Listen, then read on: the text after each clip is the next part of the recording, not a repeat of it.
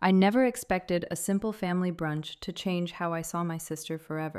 But from the moment she arrived, the air in that restaurant began to shift, as though we were all characters in a play and she had just stepped onto center stage with the spotlight following her every move. The restaurant had the kind of Sunday glow people crave in New York. Sunlight spilled through wide glass windows, bouncing off brass fixtures and polished marble tables. The hum of chatter mixed with the soft clink of silverware, while waiters moved gracefully between tables with steaming plates of eggs Benedict and stacks of pancakes dusted with powdered sugar. Our family had gathered at my mother's request to celebrate my sister's engagement. She had insisted it was too important a moment for a quick dinner at home. We needed an audience, a setting, a stage worthy of the occasion. I sat near the end of the table, sliding into a banquette seat that still clung to the coolness of leather. I expected my sister to arrive late. She always did, savoring the drama of entrance. And right on cue, she appeared. Her silk dress whispered as she walked, the kind of fabric that announces itself without being loud. She moved with intention, a slow glide toward the table, her smile already forming, her eyes scanning for recognition. She thrived on those first moments, and she got what she came for. Every head at our table turned. She lifted her hand as if to tuck a strand of hair behind her ear, but the gesture wasn't casual. It was choreographed. The ring caught the light in a blaze of reflection, throwing off tiny prisms that seemed to dart across the tablecloth and into every waiting eye. A few strangers at nearby tables leaned slightly closer, and I heard the quiet intake of breath that always follows spectacle. The stone commanded attention in the way only something impossibly expensive, or impossibly fake, can. My sister's laugh came easy, practiced, almost too perfect. She apologized for being late, joked about how difficult it was to dress down for a brunch when this thing keeps stealing the show. She wiggled her fingers, and the diamonds sparkled obediently. She used the word carrots with a deliberate softness, the way a sommelier rolls wine on the tongue before pronouncing its notes. My mother gasped as if witnessing a miracle, pressing her hand to her chest. I couldn't. I loved my sister, God, I did, but I also knew her. I knew the way she stretched stories until they snapped. I knew her hunger for admiration, and when I looked at that ring, something tugged at me. Not just envy, though I won't deny I felt that sharp, sour sting too, but suspicion. A story can glitter as brightly as a diamond until the light shifts, and then the flaws begin to show. She launched into another flourish, describing the jeweler's private salon where only serious buyers were allowed. The velvet-lined cases, the old-world appraiser who whispered the words, museum grade. Her words dripped with indulgence, each detail designed to cement the ring's value not just in money, but in meaning. My mother reached for her hand again, studying the stone as though it were an artifact. My aunt whispered something about true love deserving nothing less, but my eyes caught something different. The band was beautiful, yes, but as my sister tilted it toward the sun, I noticed faint imperfections, tiny pits along the side of the setting, subtle but there. And for the briefest second, the center stone seemed cloudy, like a breath had fogged its surface. I blinked, telling myself it was the angle, the light, my own jealousy inventing problems. Yet the doubt stuck, stubborn, unshakable. Around us, the restaurant began to notice. New Yorkers rarely intrude on strangers, but they're always watching, always calculating. My sister understood this. She tilted her wrist at just the right moment, let the diamond catch light as she reached for her mimosa.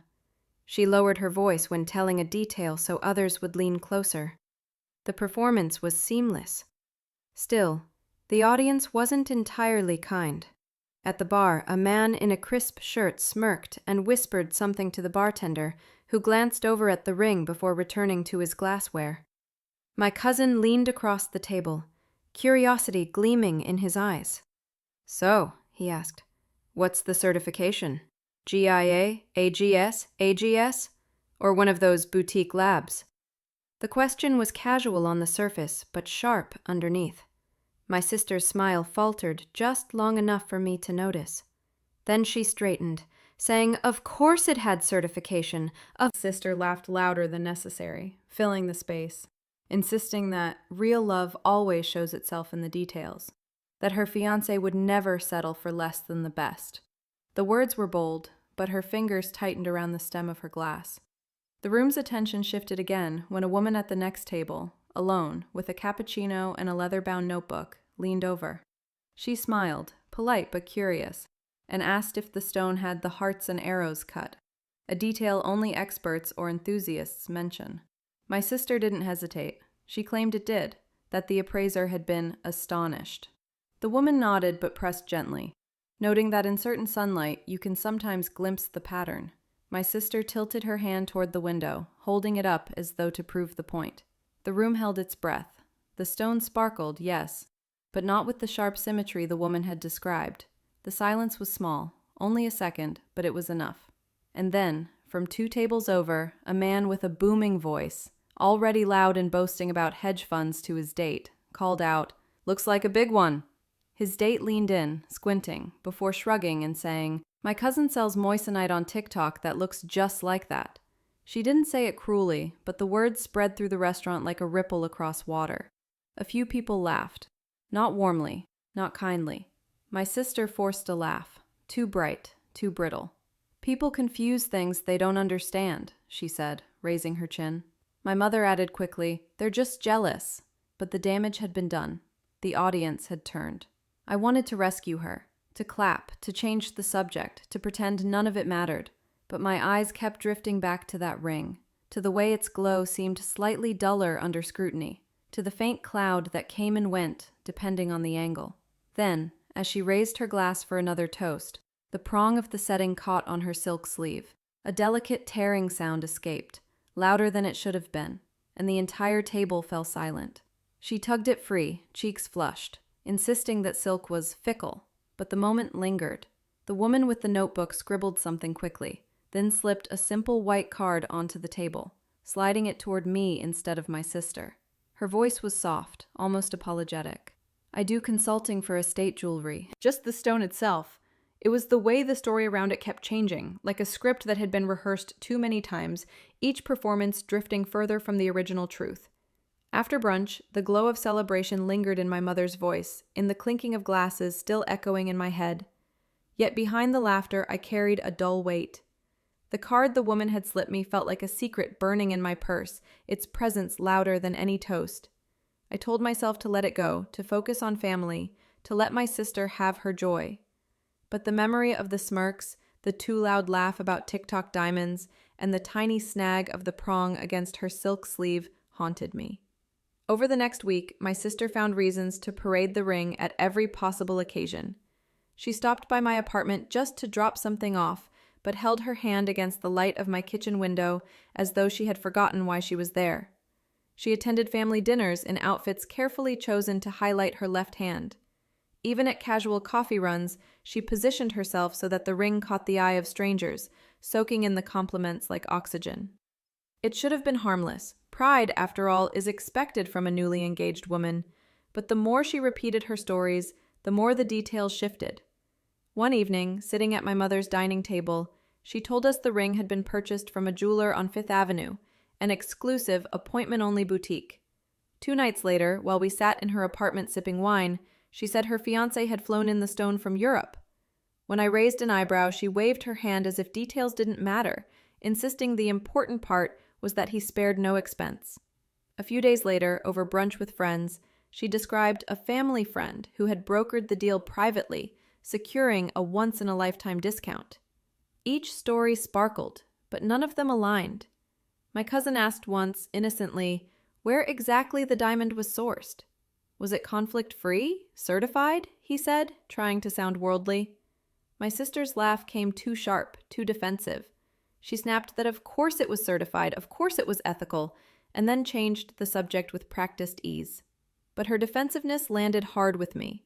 She had always enjoyed embellishment, yes, but this was different. This was deflection. As I watched her grow cagey around the simplest questions, the unease I'd felt carried a harder edge. I remembered how, when pressed about his job, he gave sweeping descriptions but avoided specifics. Finance, he'd say, with a wave of his hand, as though that explained everything. My sister never pressed him further. She was too dazzled by the trips, the dinners, the way he looked at her across the room like she was already a trophy on his shelf. At first, I dismissed my doubts as bitterness. I told myself I was overanalyzing because I wasn't the one with a glittering ring on my finger. But the inconsistencies grew louder in my head. Late one night, unable to sleep, I found myself at my laptop, the glow of the screen painting the room in blue. I typed in the name of the jeweler she'd first mentioned, scrolling through glossy photos of private salons and celebrity endorsements. I cross-checked with the other details she had dropped. The European import, the family friend, the supposed discount. None of it aligned. The boutique only sourced stones domestically. They prided themselves on fixed pricing with no exceptions. Their certificates were public record. The longer I searched, the more I felt my stomach twist. I looked up reviews, scrolling past endless glowing praise until I found the occasional warning. Some were vague, complaints about wait times, impersonal service, but one review stopped me cold. The reviewer claimed to have been sold a diamond that later tested as synthetic. They described the heartbreak, the embarrassment, the betrayal. Their words bled through the screen. What I thought was forever turned out to be a lie I carried on my finger. I stared at the words, unable to breathe for a moment. My pulse thudded in my ears. Was it coincidence? A one-off mistake? Or was this the first loose thread in a tapestry my sister didn't realize was unraveling? I wanted to close the laptop, to shove the fear aside, but my hands wouldn't move. I thought of my sister's glowing smile at brunch, the way she tilted her wrists so strangers could see. I thought of the bar's laughter, the woman slipping me her card, the faint cloudiness I swore I'd seen under the sun. And then I found a review that made my stomach twist. What I read online that night planted the first real seed of doubt. It wasn't just a bad review. It was a story that echoed everything I feared but hadn't dared to say out loud. I sat hunched over my laptop, the apartment dark except for the glow of it revealed the faint lines of a lab-grown stone. The reviewer's shame pulsed through every sentence. The humiliation of showing off a fake, the sting of realizing love had been tangled with deceit, the betrayal of believing in something precious only to watch it crumble. I leaned back, heart racing. The words seemed to echo my sister's story almost too perfectly. Her prideful gestures, the shifting explanations about where the ring came from, the way she snapped at even the simplest questions, it all aligned with the paranoia bleeding from that review. I clicked into more forums, more hidden corners of the internet where disgruntled customers whispered their stories. The pattern was always the same: dazzling showroom presentations, vague promises, inconsistent paperwork, and eventually, exposure.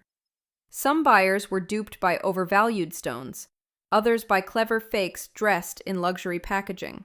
And yet, I told myself, this could all still be coincidence, a bad batch, an isolated incident. But when I thought of the cloudy sheen I'd glimpsed on my sister's diamond at brunch, my stomach churned. I remembered how the prong had snagged her sleeve, how her voice had turned sharp when pressed about certification, how she shifted her story depending on who was listening. It didn't help that I could still hear the mocking voice of the woman at the other table saying her cousin's moissanite looked the same. I hated that her words had lodged themselves inside me like a splinter, festering with every new inconsistency I uncovered. The next morning, still restless, I brought it up to my mother over coffee. I spoke carefully, trying to mask my urgency with casual curiosity. "Do you think her fiancé ever actually showed proof of the diamond certification?" I asked. My mother blinked, startled. Then she gave me the look she always gave when she thought I was stirring trouble. "You're overthinking again," she said, dismissing me with a wave of her hand. "You know how your sister is. She loves drama. She loves telling stories. That doesn't mean the ring isn't real." "But the details keep changing," I pressed. "First it was Fifth Avenue, then Europe, then a family friend. Which one is it?" Her voice hardened. "You sound jealous. Can't you just be happy for her?" The word landed like a slap. Jealous. It had always been the accusation hanging between us, the shadow that followed me. Anytime I questioned my wine, he boasted about buying inventory from jewelers who needed to move product fast. He made it sound like savvy business, but now, in the glow of my laptop screen, the memory twisted into something darker. What if the ring wasn't just a bargain? What if it was a fraud? I wanted to shake the thought off, but it clung to me. The following weekend, my sister invited us over for dinner. She greeted us at the door, radiant in a fitted dress, her left hand front and center as always. The ring caught the light of the chandelier, scattering reflections across the room. "Isn't it perfect?" she asked, as though the question itself was rhetorical, as though no one could possibly doubt it. I watched her fiancé pour wine into crystal glasses, his hand lingering on her back in that too possessive way. He spoke of their honeymoon plans, 3 destinations in Europe, each more glamorous than the last, though, when pressed about the details, his answers stayed maddeningly vague. I tried to keep my eyes off the ring, but it was impossible. Every movement she made seemed designed to showcase it. Every story she told circled back to it. I wanted to scream that something didn't fit, that the puzzle pieces weren't locking together, but my mother's warning echoed in my mind. "You sound jealous." So I bit my tongue and smiled while my sister basked in the glow of admiration. But later that night, back in my apartment, I returned to the review that had haunted me. I read it again and again, dissecting every sentence, comparing every description to what I had seen on her hand. The fogginess, the shifting stories, the defensiveness. The parallels grew too sharp to ignore. I knew I couldn't keep quiet forever. I needed proof, hard, undeniable proof. But how could I possibly get it without ripping my sister's world apart? My phone buzzed then. A message from a coworker reminding me of an upcoming charity gala my company was hosting. I almost dismissed it, barely glancing at the details, until my eyes caught one line, featuring luxury jewelry sponsors and live appraisals. My heart stopped. I had no proof, until fate handed me an unexpected opportunity. Sometimes the truth hides in plain sight, waiting for the right moment to reveal itself. For me, that moment came in the form of an email that first I almost ignored it. Company events were never my favorite. They were a mix of forced smiles, expensive hors d'oeuvres, and colleagues pretending to be more important than they were. But something about that subject line held me. I clicked. The invitation was for an annual fundraiser hosted by my firm. I had attended once before, but this year promised something new. A partnership with several jewelers who would be showcasing their collections. A portion of sales would go to charity and, as a draw, there would be live appraisals offered by certified professionals for anyone who brought their own jewelry. My heart thudded in my chest. The words seemed to leap off the screen. Live appraisals. Images flickered in my mind. My sister raising her hand at brunch, strangers laughing at comparisons to moissanite, the review describing fake stones passed off as priceless heirlooms. And then the ring itself, gleaming yet imperfect, always demanding to be noticed. It felt almost too convenient, as if the universe itself had placed this opportunity in my path. But with that convenience came a weight pressing against my chest. What right did I have to interfere? For days, I wrestled with the thought. On one hand, I could finally know the truth. I could stop speculating, stop twisting myself into knots with suspicion. A professional appraiser could put everything to rest. But on the other hand, what if I was wrong? What if the ring really was what she claimed, and all I accomplished was insulting her, damaging our already fragile relationship? The guilt gnawed at me. I thought of her face glowing with pride each time she showed off the diamond. I thought of how she had called me the night of her proposal, her voice trembling with joy as she said, "I finally got my fairy tale." Was it my place to shatter that? But the other side of me, the side that remembered her fiancé's slippery words, his smug smile, the way he skirted around specifics, whispered that someone had to protect her. Love shouldn't blind her to lies. If I didn't act, she could be trapped in something much worse than embarrassment. By the time the gala approached, I was a mess of nerves and indecision. I RSVP'd yes, telling myself I'd simply go, observe, and keep the option open. But deep down, I knew why I was really going. The night of the event arrived. I slipped complimentary appraisals, by appointment only. I felt a shiver run through me. This was it. The chance. But as I sipped champagne and made small talk with colleagues, the weight of the choice pressed harder. I imagined the fallout, my sister's face, pale with betrayal, accusing me of envy, my mother shaking her head, saying I had ruined everything, the fiancé, smug in his victory, twisting the narrative until I was the villain. Was I ready for that? I didn't know.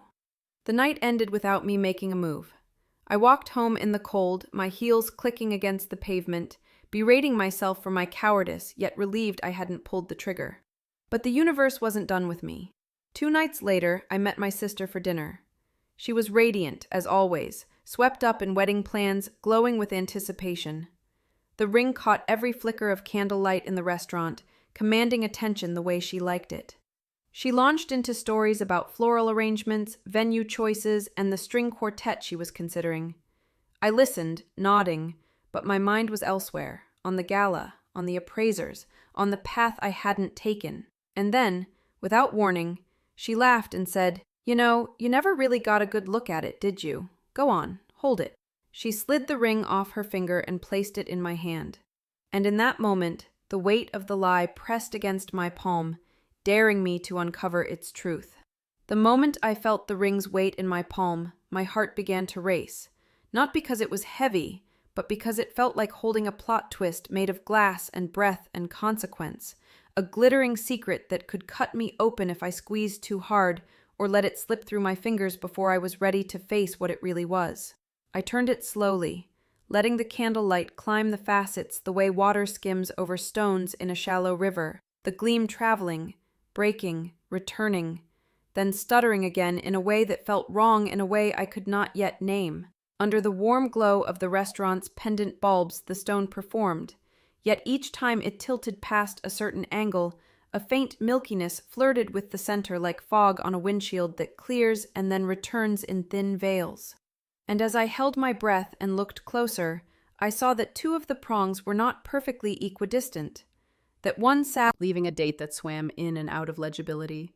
I told myself that custom work can be imperfect, that handmade is not machine-made, that memory distorts the standards of luxury. And yet, the tiny bevels around the prongs had a softened edge, suggestive of a tool brought back too quickly from a careless polish. And the gallery beneath the stone, which should have been a discreet lacework, looked more like a practical bridge, economized and inelegant, as if made to impress from the top down, but indifferent to the view from any other angle.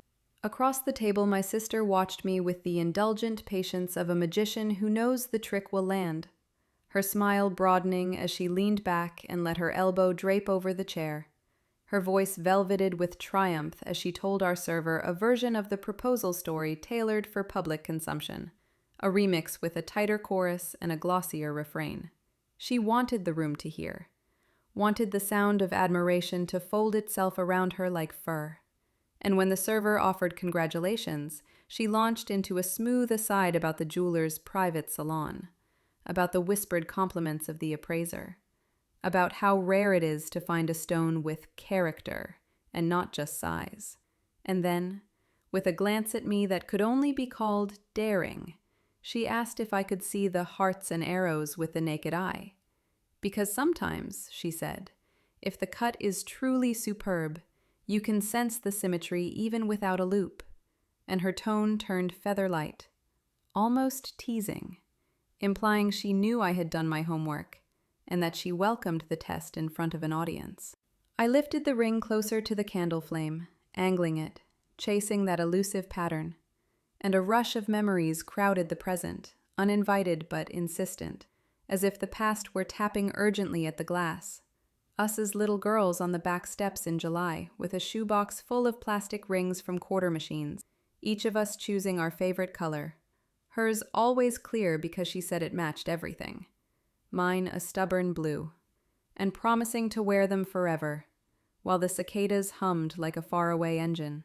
The time in high school when she borrowed my blouse for one night, and returned it a month later with makeup smudged into the collar, yet made me feel unreal about trade secrets, how his compliments landed a beat late, as if he were waiting to calibrate them to her reaction, how his stories about business shifted like shadows at different times of day, never quite catching a fixed shape.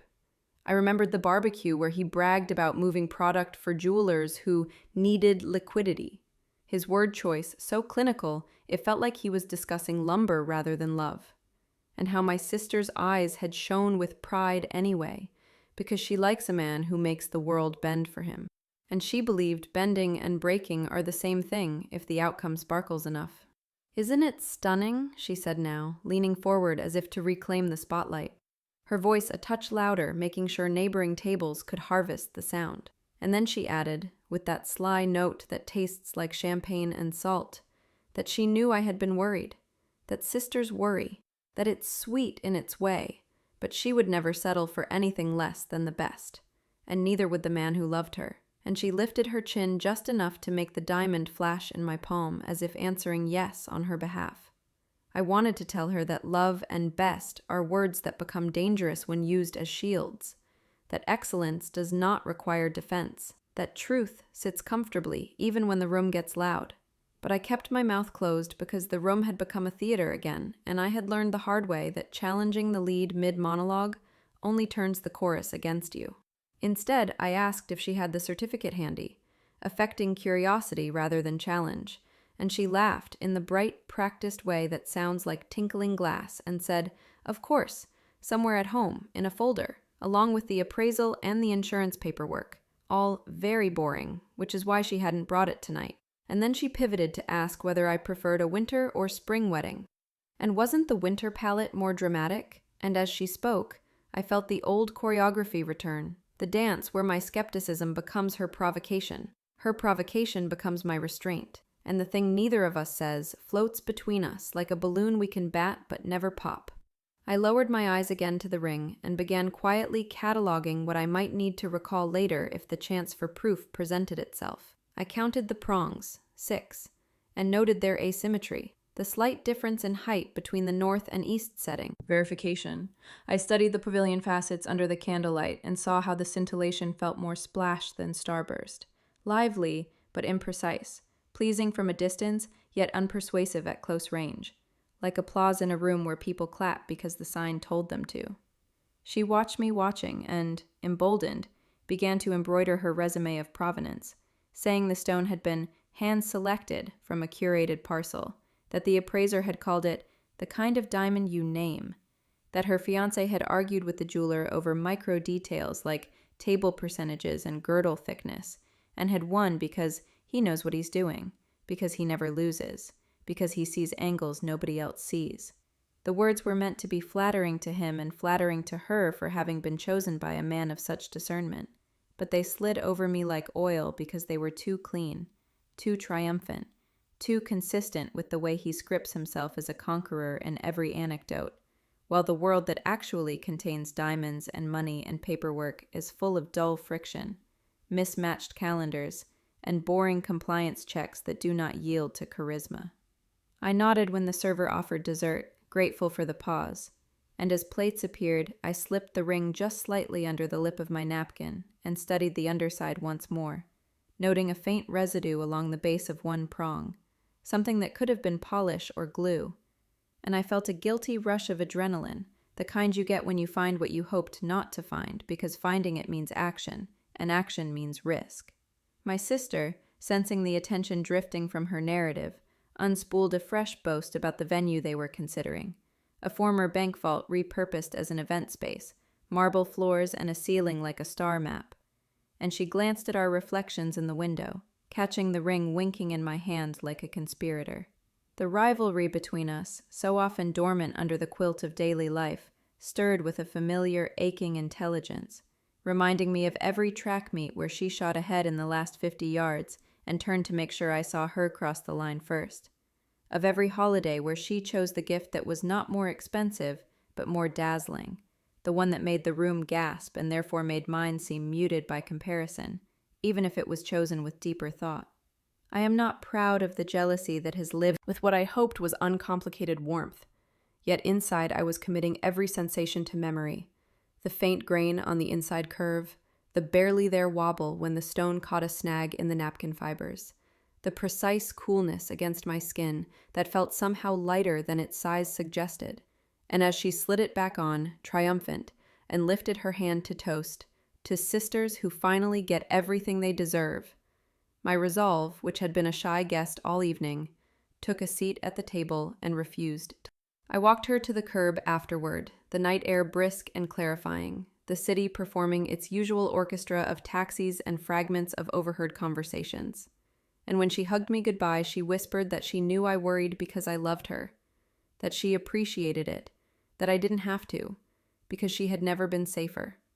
And I held her for a heartbeat longer than usual because I could not bear how much I wanted that to be true. Then I watched her slip into a car like a star disappearing into a limousine-shaped cloud. And as the taillights merged with the stream of red beads sliding down the avenue, I reached into my purse and touched the business card the appraiser had given me at brunch. The paper softened at the corners from being handled, but still very much itself, an instrument awaiting a musician.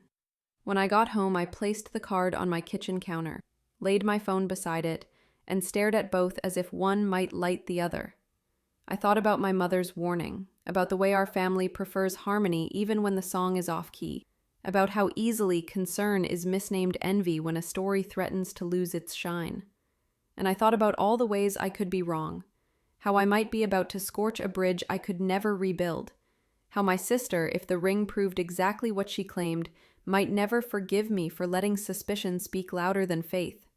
And the fear rose in me like a tide, and then receded, leaving behind something steadier than anxiety and heavier than doubt, a conviction that the truth, however inconvenient, was the only thing that could keep her safe. And that's when I knew I had to get the truth no matter the cost. Once I decided to uncover the truth, there was no going back. It was like stepping onto a path carved in stone. Each step forward echoed louder than the last, and no matter how much I wanted to pause, but my hands shook as I tapped the digits into the phone. A man answered, calm and professional. I explained that I was interested in a discreet appraisal. He didn't ask many questions, only offered an appointment 2 days later. Bring the piece and I'll give you an honest assessment. His tone was neutral, clinical, but honest was the word that stuck. After hanging up, guilt immediately flooded me. The ring wasn't mine. It wasn't even technically my business. To arrange an appraisal behind my sister's back felt like a betrayal, the kind of thing that, if discovered, would shred whatever fragile trust remained between us. I tried to talk myself out of it. For hours, I paced the apartment, repeating every possible excuse. Maybe I was imagining things. Maybe the reviews I'd read online were written by bitter customers. Maybe my sister's fiancé had simply been vague because he hated being questioned. But no matter how I spun it, I kept returning to the ring itself. The cloudiness I had seen, the misaligned prongs, the engraving that looked rushed. Those weren't inventions. They were there. They were real. So the problem wasn't whether the ring needed an appraisal. The problem was how I would ever get it into the jeweler's hands without my sister suspecting me. I replayed our last dinner in my head. The way she had taken it off and handed it to me without hesitation. She hadn't thought twice. In her mind, the ring was unimpeachable, untouchable. She practically dared me to doubt it. Maybe she would hand it over again, just as easily. But this time, I would need more than a few minutes over candlelight. I would need hours. That was when the weight of what I was planning truly hit me. I wasn't just asking to look. I was asking to take, to slip the most prized possession of her life from her finger and walk away with it. The thought made me nauseous. I tried to think of alternatives. Could I bring the jeweler to her? No, too risky. She would know something was off. Could I photograph it in detail? That wouldn't be enough for a real appraisal. The only way forward was the hardest one. I had to convince her to let me hold on to it, even if just for a short while. Every scenario I imagined spiraled into disaster. If her fiancé found out, I could already see the smirk on his face. The way he would myself, I would ask casually. Maybe she'd stop by again. Maybe she'd offer me the chance to hold it, the way she had before. I rehearsed excuses in my head. I could say I wanted to show a friend. I could say I wanted to compare it to a ring I was considering buying. None of them felt good enough. The hours ticked by. My heart pounded harder with each passing minute. Finally, just before noon, my phone buzzed. A text from my sister. Want to grab lunch? I'm near your office. I need to vent about caterers. It felt like fate. My chance had arrived on its own, uninvited but undeniable. We met at a cafe a few blocks from my office.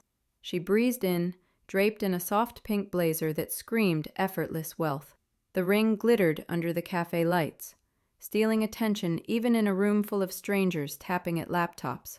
She ordered a salad she barely touched, preferring instead to complain about the florist's unoriginal arrangements. I nodded along, my mind elsewhere, waiting, timing, calculating. The card in my purse felt hot, like it was burning through the leather. Halfway through her rant about orchids versus roses, she suddenly sighed and said, "God, I've been wearing this non-stop. My finger needs a break." And with that, she slipped the ring off and placed it beside her water glass. I stared at it, the way a thief might stare at a vault door creaking open. She noticed my eyes lingering. "Here," she said with a laugh, "hold it for me. Maybe you'll start believing it's real." I swallowed hard, my hand trembling as I picked it up. In my palm, it felt colder than the cafe's air conditioning, heavier than its size should allow. My sister smirked, sipping her iced tea, almost daring me again to doubt her. But this time, the weight in my hand wasn't just metal and it was responsibility. It was choice. It was betrayal waiting to be revealed. I slid it carefully into my closed fist, my pulse hammering so hard I thought she might hear it. I had no idea that the appraiser's words would change everything. The jeweler adjusted his glasses, studied the stone, and frowned. It was the kind of frown that doesn't announce itself loudly, but lands with a weight heavy enough to crack the silence between two people who already know something is wrong, but wasn't ready to speak. Each second stretched longer than it should have. My stomach churned. I thought of my sister laughing over iced tea just hours before, slipping the ring into my hand as if it were a gift, not knowing I was about to betray her trust. I almost reached out to snatch it back, to say I'd made a mistake that I didn't want to know after all. But I stayed still, trapped between dread and duty.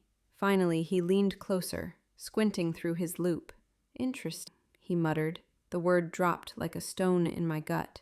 Interesting wasn't reassuring. Interesting meant unusual, and unusual when it came to diamonds was rarely good. I leaned forward, my voice tight.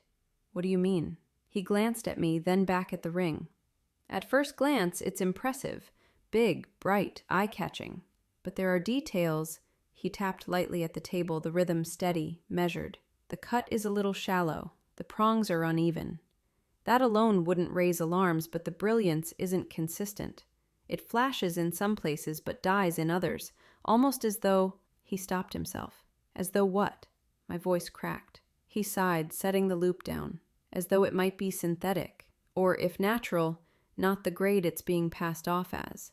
Could be low clarity, could be treated. Hard to say without more testing." His words wrapped around me like cold water, shocking and undeniable. My chest tightened. Relief and dread tangled inside me, fighting for dominance.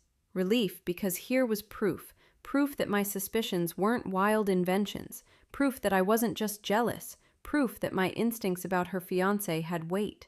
But dread surged stronger, heavier, because what was I supposed to do with this truth? Hand it to my sister like a gift? Or like a bomb? I tried to speak, but my throat was dry. I pictured her face if I told her. The way she would recoil. The way she would call me envious, bitter. The way her fiancé would step in, smirking, twisting it into my attempt to sabotage her happiness. And yet, I also pictured her months from now, years even, discovering it on her own, after she had built her life around a man who gave her a lie to wear on her finger. Either way, heartbreak was inevitable. The jeweler shifted in his chair. "I don't want to jump to conclusions. I've seen stones press down on me, convincing me that what I was hearing now wasn't speculation. It was confirmation. And yet, I hated myself for feeling a flicker of vindication. A part of me, the small, ugly part I never spoke aloud, felt satisfied to know I wasn't crazy, that the cracks I'd seen weren't imagined. But that satisfaction was drowned almost immediately by guilt. Because if the stone was fake, then so was the story my sister believed she was living. And if the story was fake, then the future she was building was already a lie. The jeweler lifted the ring closer to the light again, adjusting his glasses. His silence grew heavier with every passing moment until I felt like I couldn't breathe. Finally, he looked at me over the rim of his glasses, his expression serious. "This isn't something I can resolve in a single glance. I'd like to run a deeper test, something definitive." My stomach lurched. "Deeper test?" He nodded. "We can examine inclusions, fluorescence, growth patterns. If it's lab-grown, we'll see it. If it's natural but low-grade, we'll know. Either way, you'll leave with an answer." The certainty in his voice should have comforted me, but instead it rattled through my bones like thunder, because once the answer came, there would be no turning back. I thought of my sister's voice at dinner, teasing me, daring me to doubt her. I thought of her fiancé's slick grin. I thought of my mother's warning, "You sound jealous." None of them were ready for this. Maybe I wasn't either, but the ring still glimmered under the lamp, indifferent, unbothered, carrying its secret like a smirk. But the jeweler wasn't finished. He wanted to run a deeper test. When the light hit the stone under the machine, the truth glared back at us. It wasn't gentle. It wasn't gradual. It was sharp, undeniable, and devastating. The kind of truth that shatters illusions in one strike rather than eroding them over time. The jeweler adjusted the lamp until the diamond lay directly beneath the piercing white beam. He worked with quiet precision, his gloved hand steady as he slid the stone into the machine's small chamber. The hum of the device filled the air, low and insistent, like a warning drumbeat. I sat frozen in the chair across from him, my legs pressed together so tightly, stared instead at the polished floor tiles, at my reflection in the glossy surface of his desk, at the clock ticking far too slowly on the wall. But then, his silence grew too heavy, too long. I lifted my eyes. On the screen, under magnification, the diamond's interior was displayed in glowing detail. Instead of natural, chaotic inclusions, instead of the random fingerprints of nature, I saw parallel lines, uniform, deliberate, unmistakably artificial. The jeweler didn't speak right away. He didn't have to. The image screamed the truth all on its own. Finally, he leaned back, removed his glasses, and met my eyes. "It's lab-grown, synthetic. A good one, yes, but not what it was presented to be." The words punched the air from my lungs. For weeks I had suspected, for weeks I had feared. But suspicion is a whisper, and fear is a shadow. This was a verdict. I forced myself to breathe, but each inhale scraped my throat raw. My sister's face flashed in my mind, glowing at brunch, glowing at dinner, glowing every time she lifted her hand to show off what she believed was proof of her fiancé's devotion. And now, all I could see was that glow being extinguished, replaced by humiliation, betrayal, heartbreak. I wanted to scream at her fiancé. I wanted to march into his office, slam the appraisal on his desk, and demand to know what kind of man builds a proposal on a lie. But fury was tangled with pity, because underneath my anger was the image of my sister who had always wanted to be chosen, to be admired, to be adored without question. She had finally believed she had it all, and he had stolen that from her before the wedding even began. The jeweler continued, his tone gentle but firm. "Now, to be clear, there's nothing wrong with lab-grown stones. Many people choose them knowingly. They're affordable, ethical, and beautiful in their own right. But what's wrong is misrepresentation. If your sister was told this was a natural, rare diamond worth hundreds of thousands, and it's actually synthetic, then she's been deceived. Deceived." The word rang in my ears like a siren. I nodded. Complicit in her being paraded around with a lie on her finger. Complicit in her planning a wedding on a foundation already crumbling. My chest tightened until it hurt to sit upright. I pressed my hands against my knees to keep them from shaking. The jeweler printed something out, sliding the page across the desk. On it, in stark black and white, were the details of the ring. Lab-grown, low clarity, appraised at less than a tenth of what my sister believed it was worth. I stared at the paper, the words blurring as tears filled my eyes. I didn't want this truth. I had wanted reassurance, closure, something that would let me step back into my sister's orbit with peace. Instead, I was leaving with dynamite. For a moment, I considered ripping the paper up right there, shredding it into 100 pieces and walking away, never telling her, letting her live in her illusion.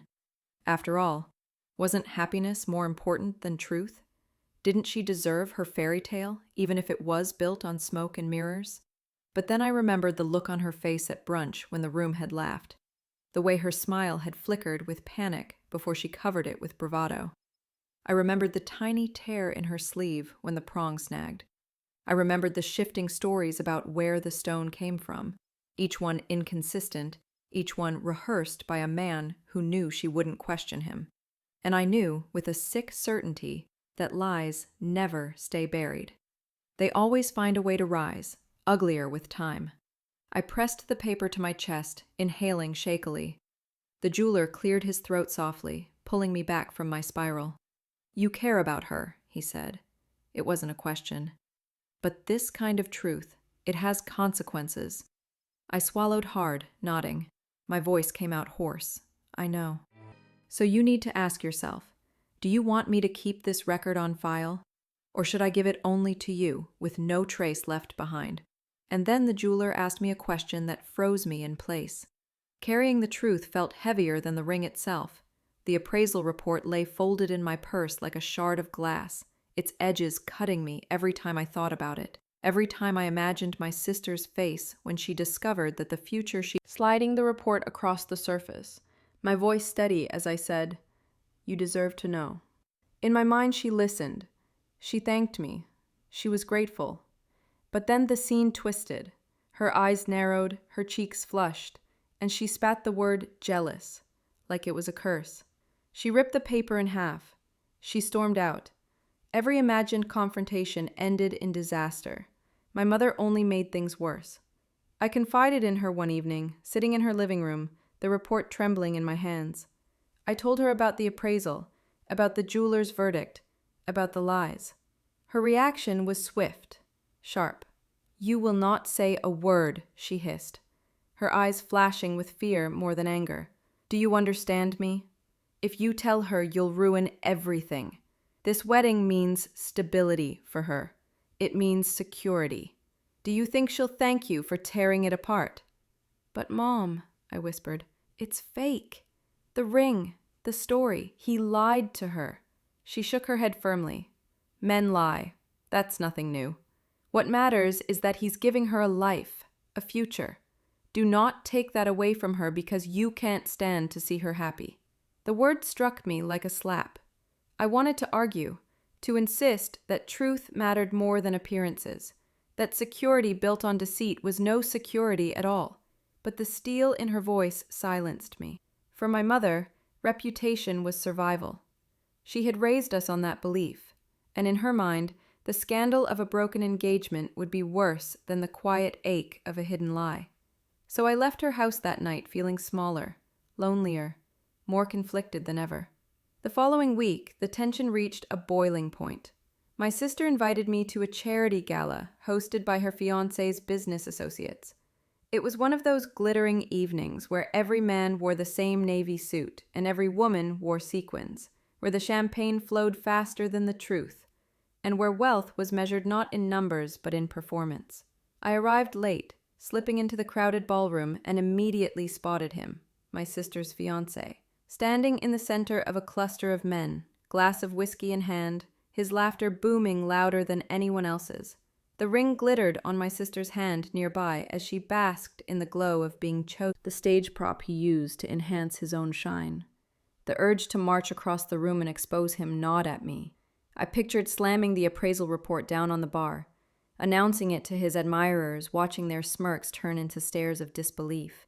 I pictured dragging my sister away, saving her before she fell any deeper into his web.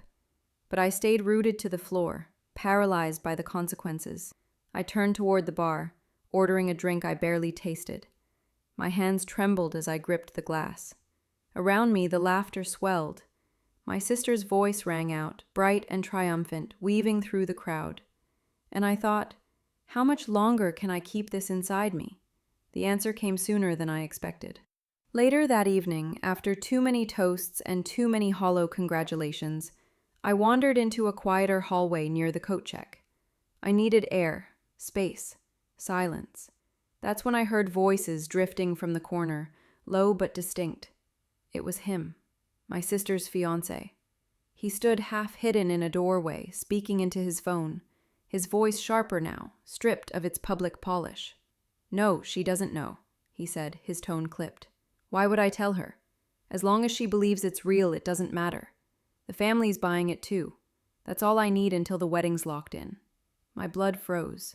He laughed then, a sound colder than I'd ever heard from him. "Do you know how much I saved pulling that switch?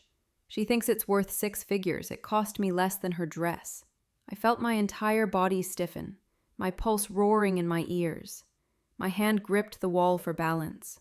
The words slashed through me, confirming every suspicion, every fear. It wasn't just carelessness. It wasn't just a misunderstanding. It was deliberate, calculated. And in that moment, I knew silence was no longer an option.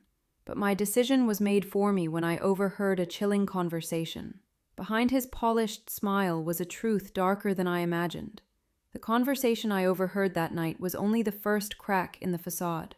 But once the crack started spreading, I couldn't stop seeing the shadows bleeding through. I pressed myself against the cool plaster wall of the hallway, holding my breath as his voice carried through the half-open doorway.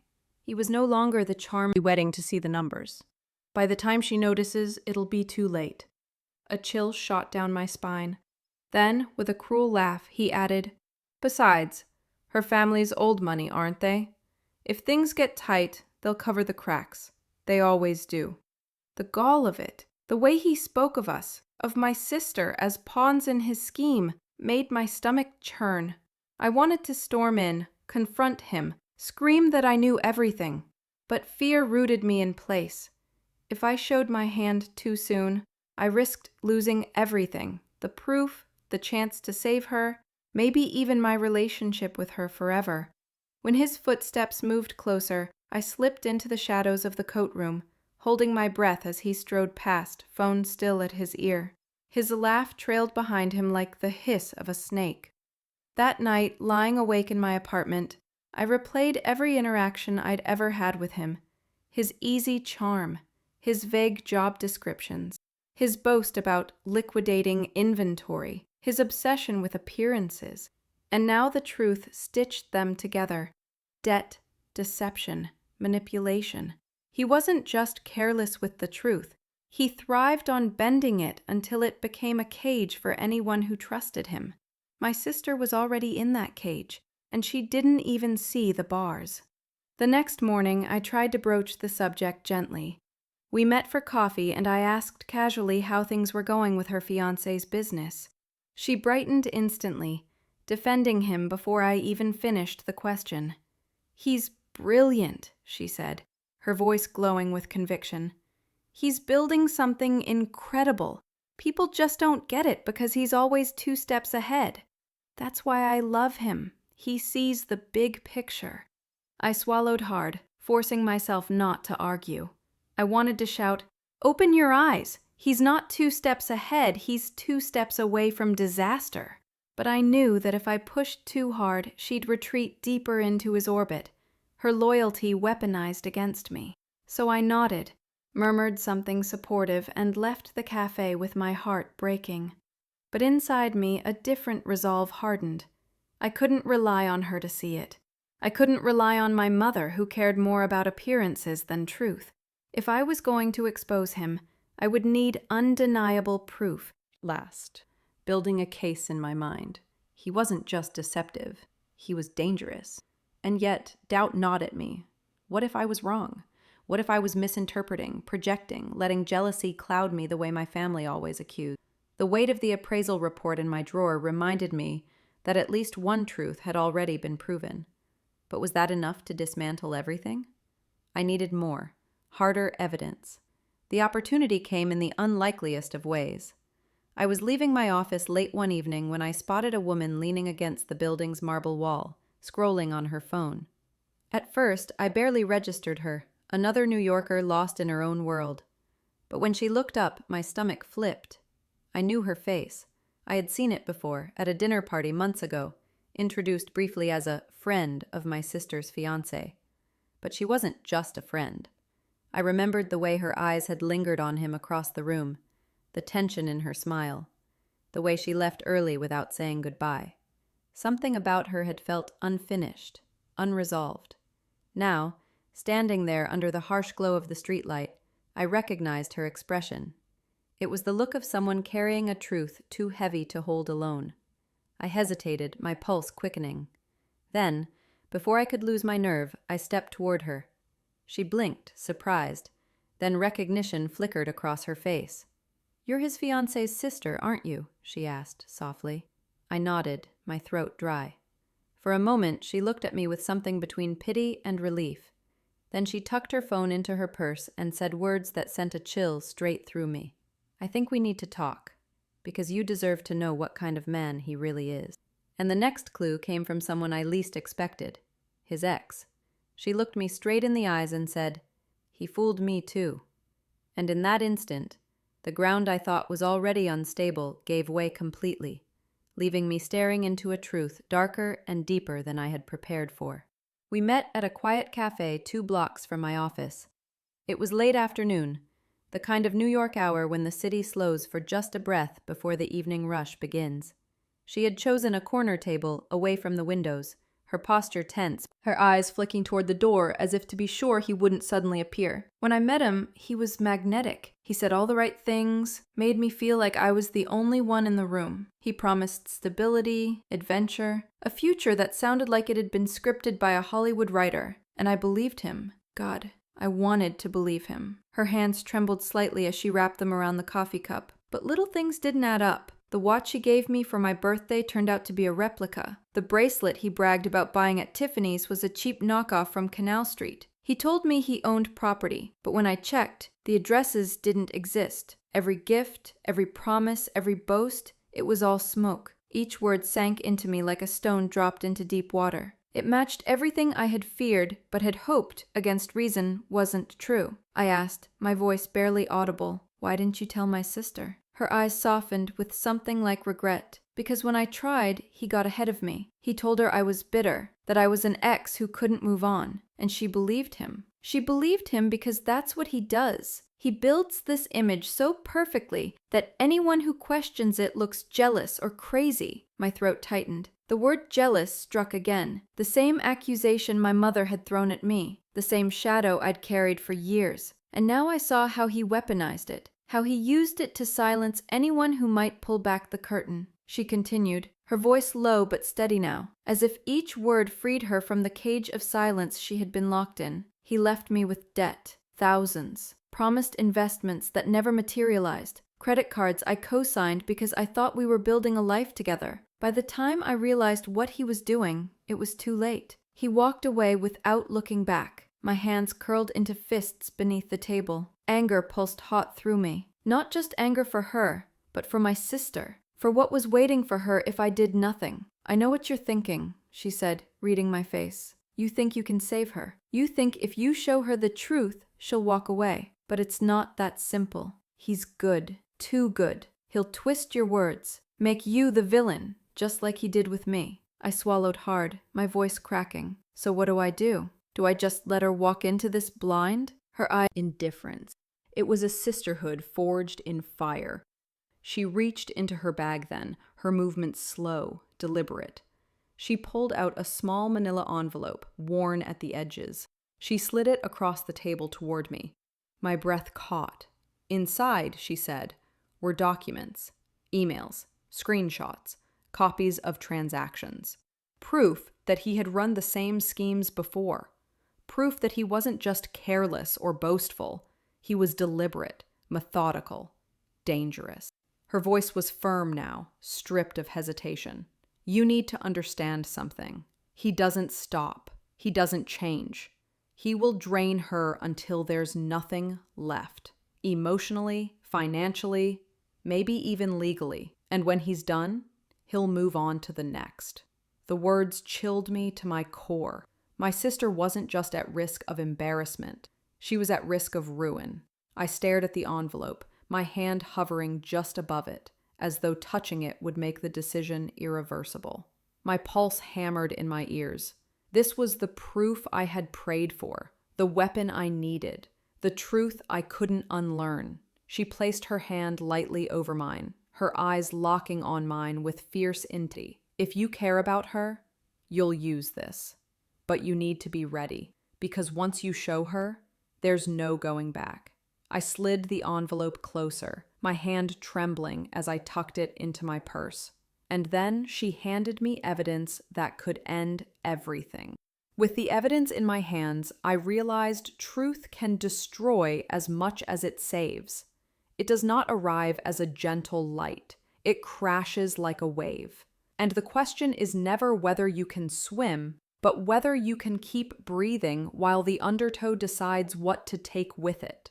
The manila envelope from his ex sat on my kitchen counter like contraband, a quiet rectangle with the gravity of a courtroom. I did not open it right away. I made tea I did not drink, paced grooves into the hardwood, then finally slid a butter knife beneath the flap as if disarming a trap. Inside were snapshots of a life he had performed for someone else, screenshots of wire transfers that never arrived, emails promising investments with timelines that dissolved into silence, courier receipts for jewelry returns that did not match the items gifted. Nothing at all. It felt strangely ceremonial, like preparing an altar or a bomb. The question that haunted me was not whether to tell my sister, but when. Timing became a second antagonist in the story, a pressure that woke me at 3 a.m. with the taste of metal in my mouth. If I told her now, there might be time to cancel contracts, rescind deposits, salvage dignity before invitations were licked and mailed. If I waited, I could gather even more proof, enough to crush any attempt he made to spin the narrative. But with each day, the machinery of the wedding advanced, and my sister's identity braided tighter with the fantasy she wore on her finger. My parents complicated everything. I took the evidence to my mother first, because despite our differences, I thought she might recognize danger when she saw it cataloged in ink and numbers. She read in silence, her face a mask stretched over fear. When she finished, she placed her palm flat over the documents, as if steadying a table in an earthquake, and said very quietly that we were not the kind of family that made scenes. "It is not a scene," I said, keeping my voice even. "It is a life raft." She shook her head, her eyes going glossy in the way they do when the mind chooses history over reality. "You will humiliate her," she said. "You will humiliate us.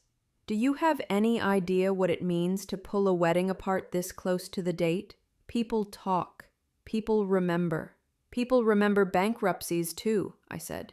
"They remember lawsuits. They remember cautionary tales whispered over wine about the girl who ignored every warning and woke up 2 years later with nothing." My father, who had been listening from his armchair with the stillness he mistakes for wisdom, cleared his throat and offered the kind of compromise that pleases no one. "If you must tell her," he said, "do it privately, after the wedding. Let the dust settle. Let her be married first, so she is not stranded." "Stranded is a word for ships," I said, "not for daughters." I left their house feeling as if I had run a marathon in a suit of armor, heavy and breathless. The envelope rode with me on the passenger seat like a quiet witness. I thought of calling my sister right then, meeting her at the cafe we always used for bad news. Sliding Boutique gave her a private fitting, almost feverish when she described the ring under different lighting and how even strangers commented on its presence. The ring had become a character in the narrative, an extra who kept stepping in front of the camera. I caught her staring at it once while we waited for a table, her smile wobbling before she caught me watching, and brightened it into something harder. "You know," she said, as if confessing a sweet secret, "sometimes I worry I don't deserve all this." Then she laughed, airy, dismissing the thought, and launched into a story about the honeymoon itinerary her fiancé had surprised her with, though she had selected every destination herself. It was terror wearing mascara and calling itself joy. The ticking clock made itself loud in practical ways, too. Save the dates became invitations. Deposits became balances due. Guest lists became seating charts. The future hardened into schedule. Each milestone felt like another brick mortared into a wall I would soon have to blow apart. I tried to slow things without revealing my hand, suggesting vendor reviews, proposing a smaller ceremony, teasing that intimate is the new opulent. She heard me and smiled and did as she pleased, as she always has, which is to say, she did what the louder voice in the room told her to do.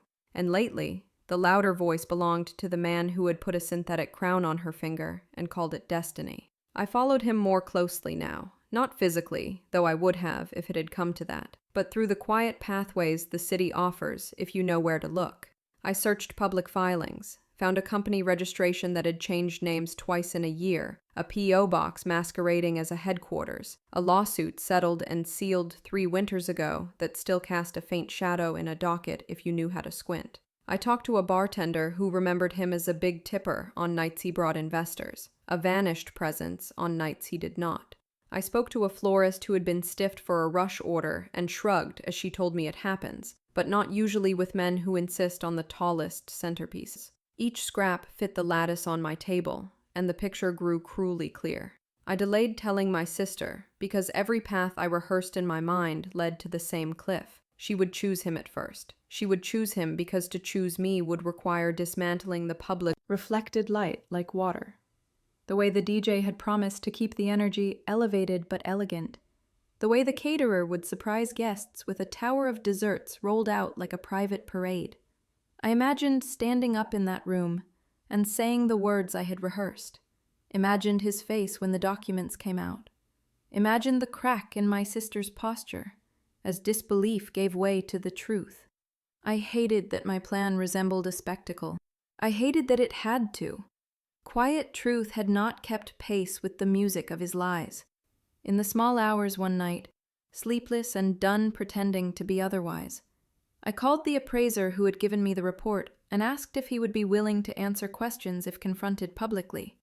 He hesitated, because professionals do, then said that in matters of fraud, silence serves the liar. He would attend if asked, he said, but only if the invitation came with integrity, not malice. I promised him I had no appetite for humiliation. I wanted only for deception to end. He said that often feels like the same thing to the person being unmasked. I understood. I asked him to come anyway. My mother sensed movement and tried again to halt it. She called the engagement party a blessing we could not afford to curse, told me my sister's happiness was a fragile fruit and that some harvests require patience. I told her patience is what predators count on. She told me I sound like a woman who reads too many articles. I told her I sound like a woman who has read the right ones. She hung up before either of us said something we could not forgive. The night before the party, I laid everything out one last time. The appraisal, the emails, the ledger, the screenshots. I slipped copies into a slim leather folio that could pass for a clutch in a room where women carry their lives in elegant rectangles. I wrote a letter to my sister and sealed it, in case my voice failed me when the moment came. I charged my phone, backed up the files to the cloud, sent the appraiser the time and address, and texted the ex a simple thank you that felt insufficient for the courage she had lent me. I stood at the window and watched the city pulse, lit from within like a gem under a loupe, and prayed that I was not about to confuse justice with vengeance. Sleep did not visit. Every lens raised to capture it. The music swelled, the speeches cued. The dessert tower waited backstage like a finale. I held the folio at my side, and with every breath I felt the hinge between courage and catastrophe loosen, and then hold. I knew then. The only chance to stop him was at the engagement party. All eyes were on my sister's hand, and on me. The engagement party was a spectacle. Marble floors polished to mirrors, chandeliers scattering light like diamonds, champagne glasses clinking in every corner. A string quartet played a soft melody as guests admired my sister, who floated through the room in silk, her left hand raised like a torch. The ring gleamed brighter than the candles, commanding attention the way it always did. He was at her side, flawless as ever, shaking hands, laughing too loudly, owning the room like a stage he'd built for himself. When his eyes found mine, he lifted his glass in a silent toast, daring me to act. Then came the speeches. My sister beamed, speaking about destiny and finding the one who gives you the world. The crowd applauded. He followed, saying he had promised her the best of everything. On cue, he lifted her hand, showing the diamond to every phone and every guest. That was my moment. "That," I said loudly, stepping forward, "is exactly what we need to talk about." The room fell silent. My sister froze, her smile trembling at the edges. He stayed calm, though his jaw tightened. I raised the folio in my hand. "This ring is not what you think it is." A ripple passed through the crowd. He chuckled, smooth as ever. "She's protective of her sister. It's sweet, really, but tonight isn't about paperwork." "Then you won't mind me showing it." I pulled out the appraisal report, laying it on the nearest table. "This ring is lab-grown, synthetic, worth a fraction of what you claimed."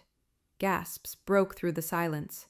My sister's eyes widened, confusion flickering across her face. He adjusted instantly. "We chose it for ethical reasons," he said smoothly, kissing her hand. "Because we believe in a modern love." I shook my head. Color. Her lips parted, but no words came. He leaned close to her, his voice honeyed but sharp. "Baby, don't listen. This is what she does. She wants control." I held steady. "If your love is real, prove it. Show the receipts. Show the truth. Right here. Right now." Guests crept closer to the table, scanning the evidence. A cousin whispered. A stranger shook his head. The room's allegiance began to shift. He straightened, his smile finally cracking. "These are fabricated," he snapped. "Anyone can forge a document. This is abuse." My heart thundered, but my voice was clear. "Then tell it to the man who tested the stone." The crowd stirred, restless, whispering. My sister's hands trembled as she clutched her champagne glass. And then the vault door opened. The air shifted as the figure stepped inside, removing his hat, calm and steady. The murmur swelled into silence again, every eye turning toward him. And then the appraiser himself walked into the room. The silence in the room broke the moment the appraiser spoke. He stood tall beneath the chandeliers, his presence steady, unshaken by the glitter and spectacle of the vault.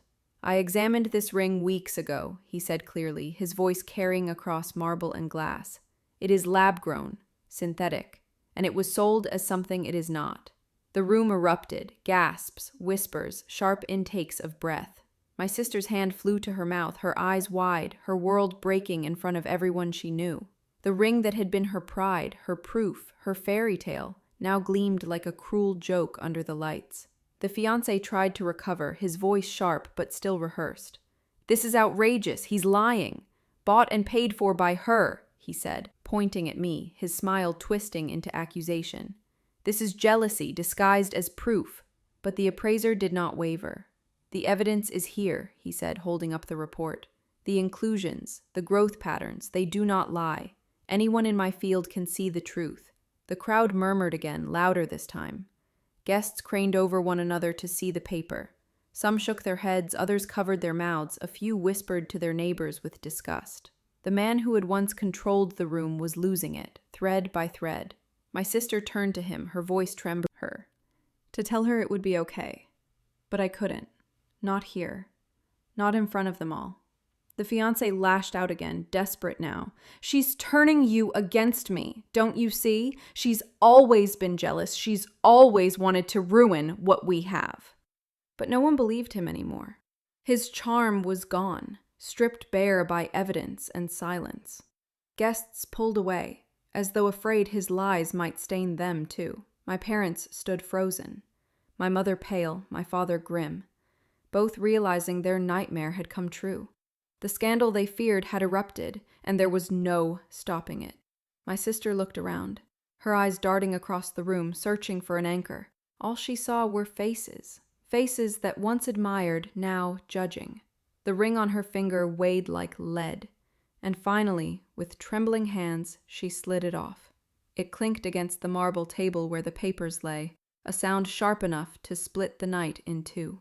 "I believed you," she whispered to him, her voice cracking. "I defended you." He tried again, reaching for her arm, but she stepped back, her body trembling. "Don't," she said, her voice breaking but firm. "Don't touch me." The crowd held its breath. No music, no laughter, no glasses clinking, just the sound of truth filling the air like smoke. I should have felt victorious. I had wanted this moment for weeks. I had gathered the evidence, taken the risk, exposed the lie. And yet, standing there, watching my sister crumble in front of everyone, I felt only guilt. Relief tangled with regret until I couldn't tell them apart. I had saved her from a fraud, yes, but I had also broken her fairy tale with my own hands. The appraiser closed his folder and nodded to me once, his part finished. Guests began to drift, whispering, shaking their heads. The fiancé stood alone, his smile gone, his mask cracked. For the first time, he looked small. But my sister, she looked broken. She turned her head toward me, her eyes glassy, her face pale under the lights. For a second, I thought she might collapse. Instead, she whispered words that sliced straight into me. "You ruined me." Sometimes, the worst betrayal becomes the beginning of freedom. Muffled into pillows. The kind of grief that breaks in waves when no one is watching. At first, I feared she would hate me forever. After all, I had been the one who pulled the curtain down, who tore the fairy tale apart in front of everyone she loved. And she did hate me, in part. Her eyes carried that accusation. "You ruined me," even when her lips stayed closed. But grief has stages, and eventually hate gave way to hurt, and hurt gave way to something quieter, understanding. One morning, weeks later, she handed me the shattered pieces of the wedding invitations she had ripped apart. "He lied to me," she whispered, almost like a confession, and I let him. Her voice didn't carry blame anymore. It carried a fragile strength, the first seed of healing. The process was slow. Pain never leaves all at once. But piece by piece, she began to reclaim herself. She sold the dress she once swore was the one. She blocked his number, then deleted it. She returned to work with her head held higher than I thought she could manage. She even began to laugh again. Not often, not easily, but enough to remind me of who she was before the ring had become her identity. Watching her rebuild made me reflect on us, on our rivalry that had colored every corner of our lives. We had competed since childhood, each achievement measured against the other, each compliment carrying a shadow. I had always seen her pride as arrogance, her glow as a threat to my own dimmer light. But now, stripped of illusions, I saw her clearly. She wasn't just the girl who won. She was also the girl who bled when no one watched. She was human. She was my sister.